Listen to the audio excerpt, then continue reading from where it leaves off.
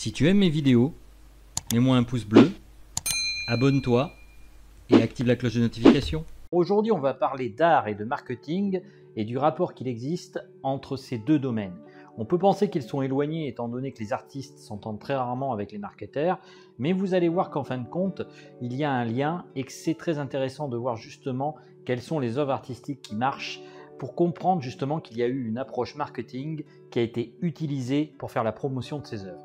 Donc aujourd'hui, c'est parti, on va voir tout de suite ça dans cette vidéo, juste après le générique.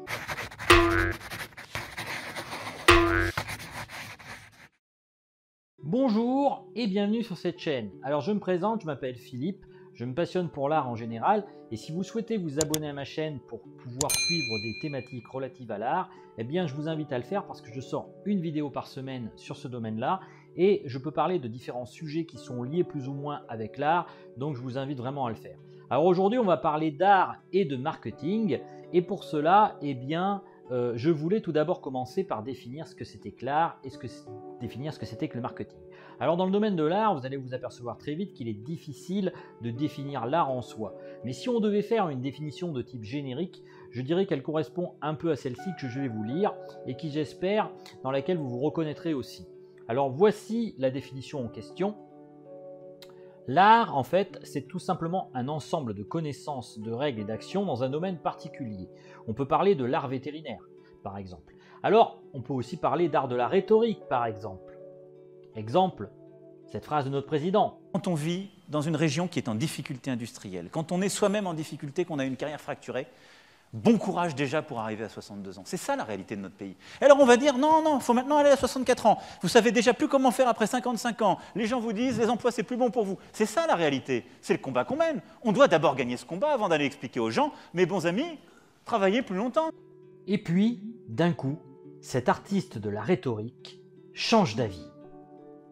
Oui, parce que nous vivons plus longtemps, il nous faudra travailler plus longtemps et partir à la retraite plus tard. Alors, il ne m'appartient pas de dire que notre président est un menteur, même si quelque part il est pris de la main dans le sac avec ces deux vidéos que je viens de vous illustrer.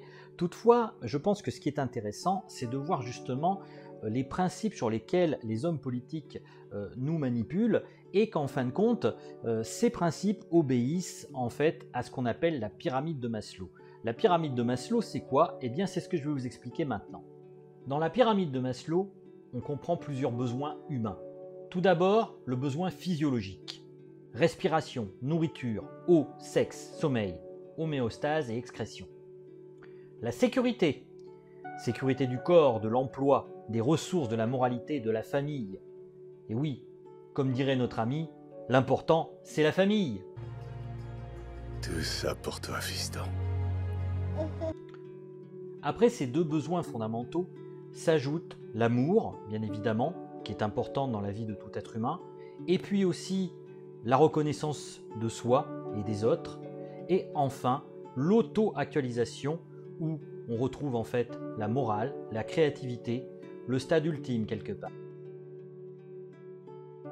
Mais quel exemple donner dans le domaine de l'art? Eh bien on peut tout simplement citer Dali, qui a joué sur le désir notamment, donc un des premiers besoins de la pyramide de Maslow, notamment avec le chocolat Lanvin.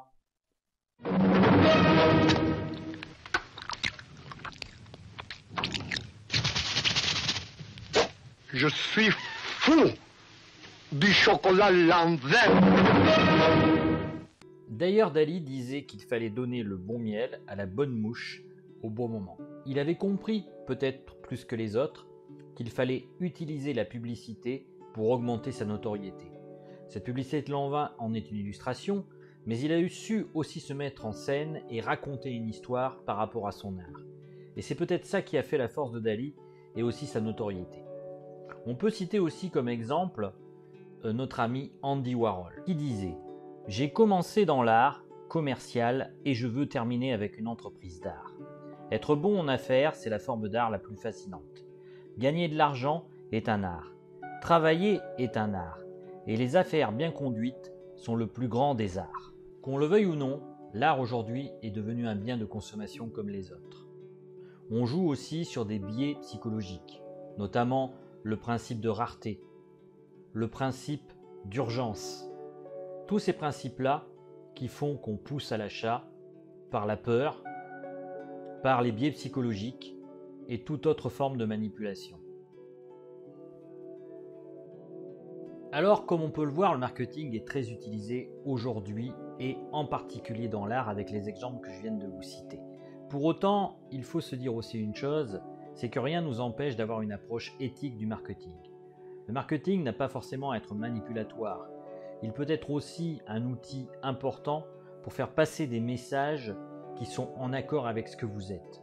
On peut très bien imaginer par exemple que l'on veut faire une chaîne, comme c'est mon cas, sur la peinture, mais pour autant, on peut très bien aussi faire en sorte que son message soit en accord avec son esprit et sa parole et ses actes.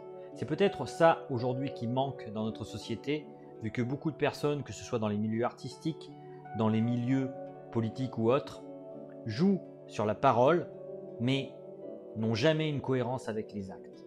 Et moi, c'est ce que je vous invite à suivre sur cette chaîne, justement, en essayant de répondre à vos besoins et en utilisant quelque part des fois des tactiques marketing, mais dans un but vraiment de vous aider. Alors je vais vous poser quelques questions justement, vu que je suis en train de faire une formation marketing, et j'espère que vous y répondrez si vous voulez bien. Tout d'abord, ma première question, ça serait quels sont les problèmes, les frustrations et quelles sont les émotions qui vous viennent par rapport à votre pratique artistique? Quels sont vos besoins, bien évidemment? Parce que ça aussi, ça fait partie des choses importantes qu'on met aussi en avant dans le marketing. Et quelles questions vous vous posez? Et généralement, quand vous achetez une formation en art, où est-ce que vous l'achetez et comment vous arrivez à un processus d'achat? Alors effectivement, c'est des questions encore tout à fait marketing, j'assume totalement. Mais en fait, pour moi, l'idée, c'est vraiment d'avoir un marketing éthique. Et si je devais vous inviter à faire quelque chose dans l'avenir, si vous voulez vendre vos peintures, ou si même vous voulez en acheter, c'est toujours de privilégier des personnes qui ont en tout cas une forme de morale. L'essentiel n'est pas effectivement de ne pas vendre, c'est pas là le problème. C'est plus de mettre en cohérence ses paroles et ses actes, et c'est peut-être ça justement qui est important à avoir dans une approche de créativité et même de vente. Voilà ce que j'avais à vous dire aujourd'hui. Je vais vous laisser en tout cas, et je vous dis à bientôt pour une autre vidéo. Ciao!